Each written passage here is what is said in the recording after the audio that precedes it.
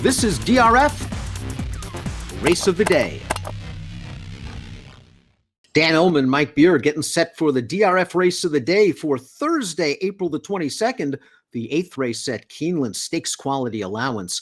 Before we do, I want to remind everybody, with the Kentucky Derby right around the corner, you can get a Derby package with Contender PPs on DRF.com. Get your first look at the field with Contender past performances, final past performances, Derby Day betting strategies, the Player's Guide, Clocker reports, and they're available with your choice of Classic, Formulator, or Timeform US PPs. Get the first look at DRF.com. Here's the field for race number 8 at Keeneland on Thursday. Download free Formulator past performances for this event on the Race of the Day event page at DRF.com. Access them, handicap along with us. Mike, good field. What do we get from Daddy is a Legend, who was grade 1 class in 2019, abbreviated campaign last year? Is she over the hill? Hey, that's a good question. It's really the key to the race, Dan. It is a good field. It doesn't matter if Daddy is a Legend can still run, because her good race is going to be way too much for this field. But it's a real question of whether she's still capable. It'll be interesting to see where everybody is from a pace standpoint. Taking a look at the Timeform US pace projector, we are not expecting a lot of speed in here. Our baby Ruth was on the lead 2 starts back. She should show some speed. Winter Sunset has a history of showing tactical speed. Daddy is a Legend when she breaks from the gate, when she's on her best behavior, can be close, but I have a feeling this pace is going to be slow.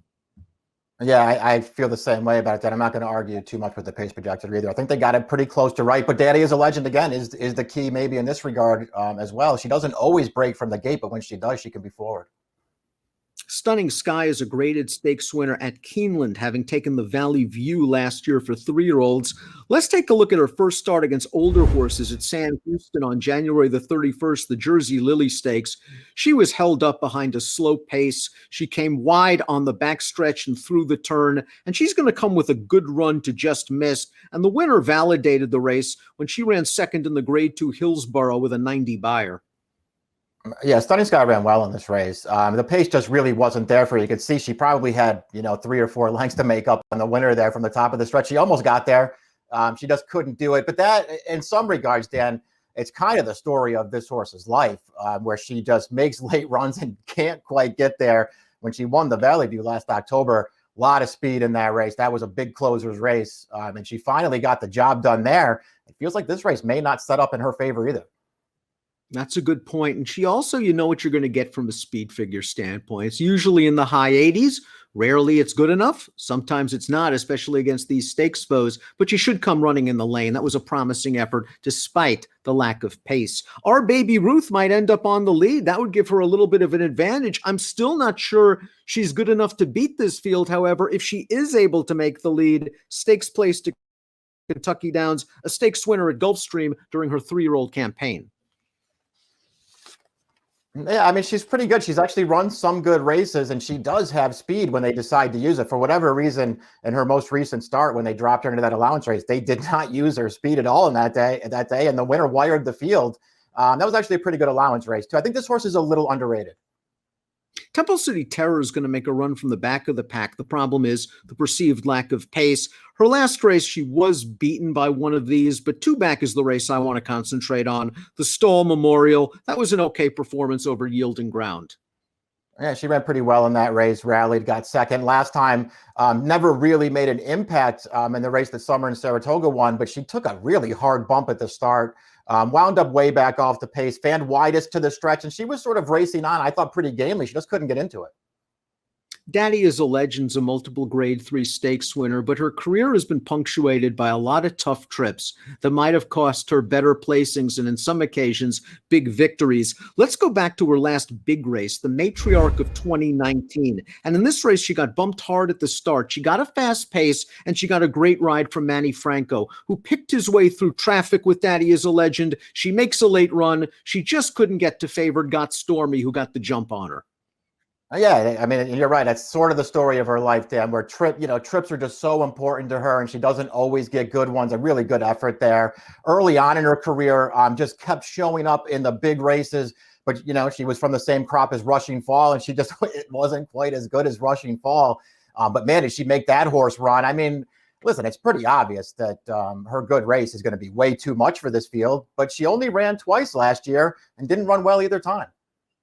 And now she's back in the George Weaver barn. She was entered in the First Lady last fall at Keeneland, scratched, and now is returning off of a lengthy layoff. The 6 is Summer in Saratoga, very sharp form. She has won 4 of her last 5 races, or at least finished first in 4 of her last 5 for Joe Sharp. Let's watch Summer in Saratoga's win 2 back at Kentucky Downs, her final start last year, where she is way off of the pace, and she comes with a powerful late rally to win. She backed this race up with a victory at the fairgrounds. Another horse that might be pace dependent, but you can't knock the form she's in. Yeah, true enough. I mean, she the pace could work against her, but she's been in slow paced races before, and she comes running every single time, Dan. In this race, she just happened to be on the outside all the way, a really good finish to close down the favorite in this race and get the job done.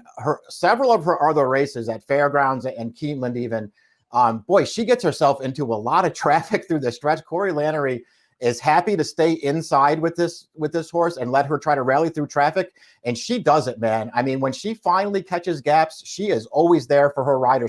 This horse is pretty good. Sally's Curlin is a multiple graded stakes winner on the main track. I've always thought of her as more of a late running one-turn horse on dirt. They tried turf last time out at Gulfstream. She ran evenly. I just think she's a little bit better on the main track. That's how I looked at her too, Dan. I mean, you go back to her turf race last time. Yes, the winner wired the field in there. She didn't have some kind of huge pace to close into.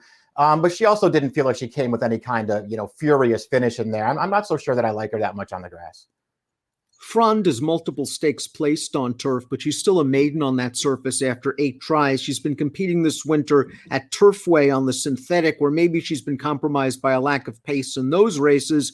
She ran into a decent runner last time out, the runner-up coming back to finish 3rd in the Latonia on Turfway's polytrack with an 84 buyer. She needs a speed figure boost. Yeah, I just don't really love, necessarily any of her races, and that includes her turf form, which to me just isn't that good. The beautifully bred Winter Sunset began her career with a tremendous amount of promise, several graded stakes placings, several stakes victories, and then she missed over a year of action. She only raced once last year, then another layoff. But to be honest with you, I think her one start this year was a sneaky good effort. Yeah, I sort of feel the same way, and it's another situation there where she was bumped really hard between horses at the start, and it just left her, all the way back off the pace, and that's just not really her running style, Dan. I thought all in all she ran fine last time, and in this race, without nearly as much speed, I mean, you just sort of feel like from the outside she can break running in here and perhaps make the front. I think that's probably the way Florent Geroux is going to play this from the outside. I think he's going to make the front unless somebody else is absolutely intent on the early lead. And that's where you're going as we take a look at our top pick. That's Winter Sunset on the outside, who has tons of back class. Stunning Sky for me might be up against it from a pace standpoint, but she's honest enough. And to me, it's always a plus when you like the Keeneland turf course, which can be a little bit quirky.